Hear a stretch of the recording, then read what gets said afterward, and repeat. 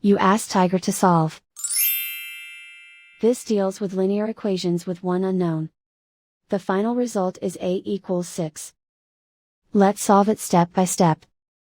Group all a terms on the left side of the equation. Add a to both sides. Group like terms. Simplify the arithmetic. Group like terms.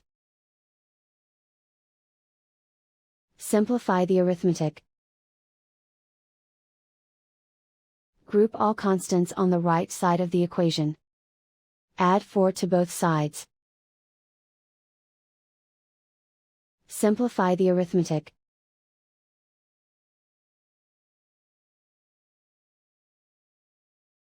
Isolate the a. Divide both sides by 3. Simplify the fraction.